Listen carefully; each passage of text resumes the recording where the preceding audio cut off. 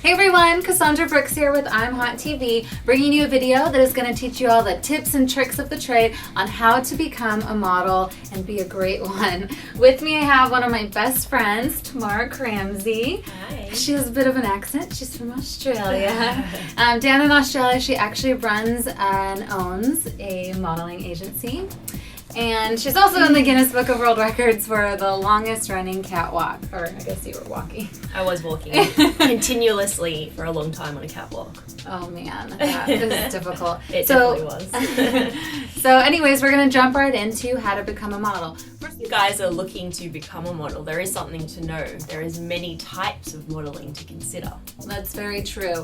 High fashion modeling tends to be a little more restrictive. They like to have the taller girls and the more slim girls. So 80% of the models in high fashion are going to be between 5'9" and 6 foot, and also in between the weight of 110 to 130. So if that's not you and you really want to do high fashion, you can still try to do high fashion. There are shorter models that did make it pretty well in the industry. Kate Moss is like 5'6". Devin Aoki is like 5'3".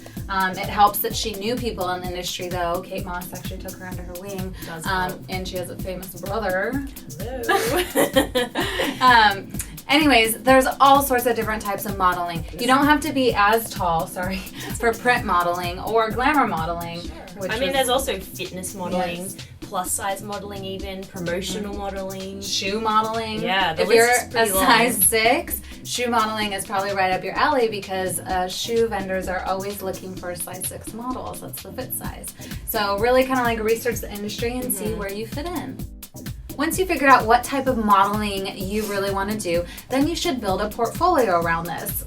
When you're looking at models' portfolios, what are you looking for?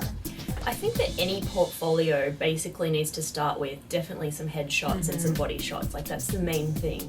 A model really wants to show her versatility, so just every possible way that you can consider yourself, you want to show photographers and potential clients so that they could see you would be suitable, for example, for their job. If you don't have a portfolio and you don't really know how to go about getting one and you don't really have a lot of money, you can actually check out some of the modeling networking sites like Model Mayhem, OneModelPlace.com.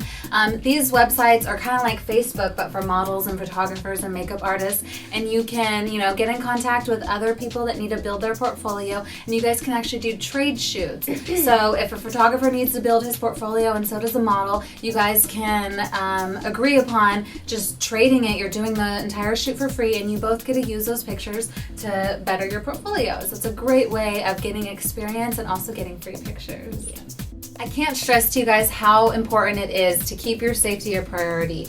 You hear all the time on these girls that have been raped or killed, and you don't want that to be you. And it can happen, and it does happen. So you need to make sure that you kind of mind your P's and Q's. If you're shooting with a new photographer you've never met before, you don't know anything about, do your due diligence. Go ahead, research. Like really look into them. Google them, ask them for references, and if you still don't feel comfortable, you probably should take a chaperone. And I recommend, even if you do feel comfortable, you should probably still take a chaperone. And it's all about experience, it really is. Yeah. Nobody starts off, gets in front of a camera and knows exactly what to do.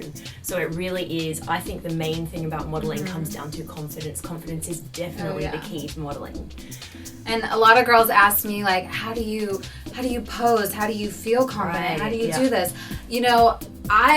Since I was little, I loved being in front of the camera, and so I was always like the ham posing and stuff. But posing just like for your friend pointing and shooting pictures for like Facebook is totally different than having professional lighting and photography and stuff. So it is important to get those photo shoots under your belt and to see how your angles are, and that way you can learn what looks good on your body, because everyone has a different shape and different angles to their face. So you need to figure out what looks good on you and figure out how to work the light and your angles. You should definitely, when you're at home, be in front of the mirror, even just for an hour or two, just really play around with what's your good side, what's your bad side, how do you look when you smile, how do you look when you frown. All of these things will come up and are necessary, when you're modeling.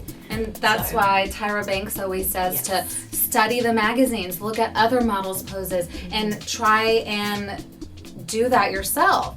And speaking of posing, do you have any tips like to help girls that are new to posing and have no idea what to do? I do, actually. Some of my most favorite tips. They're quite simple. Definitely in front of a camera, it has a lot to do with eye contact. If you look into a camera and you pose for a camera using your eyes looking at the lens, the viewer is being drawn into the camera. Whereas if you're looking away and you're just chatting or looking off into the air, the person that's looking at the photo is just viewing the photo. They're not drawn in. So eye contact is a really good thing. Definitely posture. I like to think of it as whether you're even just in real life walking into a room, or if you're in a catwalk, or if you're in front of a camera. Just imagine you have a wire going down your spine that's connected to the ceiling, and it just pulls you up. So shoulders back, hips out, just that straight posture. It's really important, I think. Something else that I think is very important is when you're in front of a camera, especially if you're a beginner, you should always have something to do with your hands. I find that inexperienced models are always fidgeting with their hands, and this can be really unprofessional and not look good in photos. So always have your hands placed on your hips, in a pocket, somewhere where you're not going to be fidgeting with them a real lot. Especially when you're going for an interview, it's a good idea to have your hair pulled back. This shows your bone structure. It's neat, it's professional. Minimal makeup when you're going for a casting is always good, because the client doesn't want to see what you look made up. They want to see you like a blank canvas. So they know what they can do to you, but the raw material is really what they're looking for, and that's clear skin, bone structure. White teeth is a good thing. If you've got problems with teeth shading, which is just a natural thing, there's many ways that you can go into teeth whitening and stuff. A fresh smile is really important behind a camera. Yeah, I actually have a video where I show you how to whiten your teeth for 99 cents. Oh, check that out. That's great. From my experience as well, I've found that sometimes a model that's first time in front of the camera, I mean, any photographer could take up to 2,000 shots in the first shoot, and the model feels that she needs to pose for every single one of those. You need to become oblivious to the clicking of the camera and what's going on behind it, and actually just be in the moment. Sometimes it's a good idea, and I get my models to do this, put on some music in the background, like your favorite song, and like jive to it and really get into it and really forget about the person behind the camera, because you cannot pose for 2,000 shots as they're clicking. No. Out of the 2,000 shots, he might have maybe 100 that he'll use, but that's the whole point of that's his job and that's not your job. So really just be comfortable, go with it, don't think too much. Another little tip is I hate no necking. No necking means this. You should always elongate your neck and have your chin up. This makes your forehead look smaller. Elongate neck is very sexy, very beautiful. The no neck just isn't it. Yeah, but also like on the other side, there's no neck, and then there's hi, I can see your brain.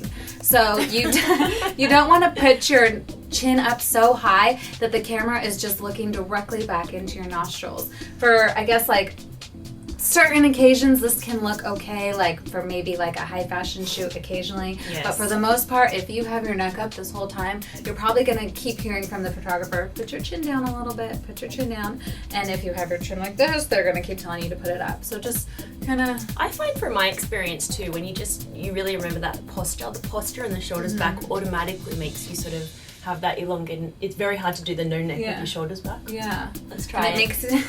It makes a way to have it, like for example, a more narrow waist is to put your hands on your hips. This makes a background through your arms, and your waist becomes narrower to the camera. What's another one? What's another good? You can make your shoulders appear more broad by putting your shoulders to the camera and just kind of pivoting the bottom half of your body away from the camera.